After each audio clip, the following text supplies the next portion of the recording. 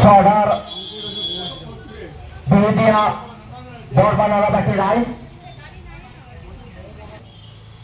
কমলপুৰ সমষ্টিৰ ৰাইজৰ মনোনীত প্ৰাৰ্থী অংকুৰ দাস ডাঙৰীয়াৰ নিৰ্বাচনী কাৰ্যসূচীত উদ্বোধনৰ বাবে আমি আমন্ত্ৰণ জনাইছিলোঁ।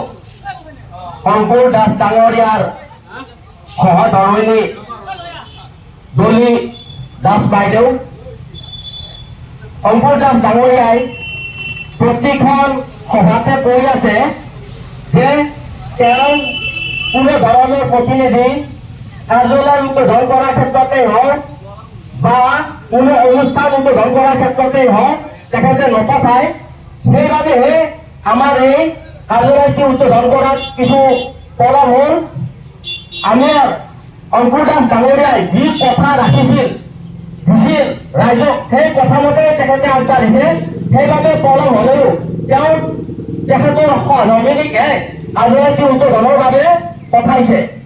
আমি এই ক্ষেত্ৰতে ডলি দাস বাইদেউ এখনি ফুলাম গামোচাৰে সভাখন জনাব বিচাৰিছোঁ আৰু আজিৰ এই শুভ মুহূৰ্তত কাৰ্যালয়টি উদ্বোধন কৰাৰ বাবে ডলি দাস বাইদেউক অনুৰোধ জনালোঁ।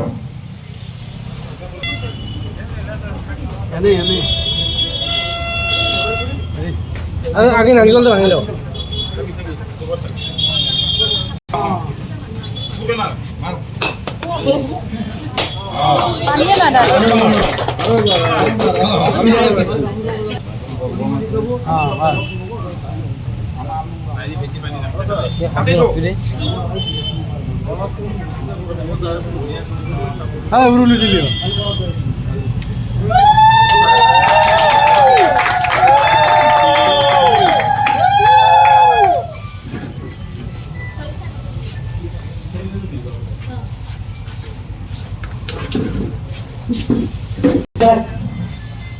অনুৰোধ জনালোঁ।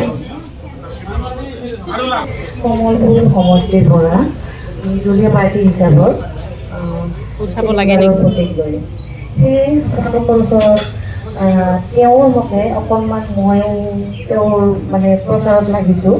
সেয়ে কোনো ধৰণৰ তেখেতক মানে আশীৰ্বাদ বিচাৰি আহিলোঁ আপোনালোকৰ মাজলৈ। তেওঁ যিহেতু আজি প্ৰায় 30 বছৰ ধৰি তেওঁ চাকৰিয়াল মানে জীৱনটিৰ পৰাই তেওঁ এই সমাজৰ হকে লাগি অহা মানুহ, দুখীয়া দৰিদ্ৰখিনিৰ লগত থাকি ভাল পোৱা মানুহ।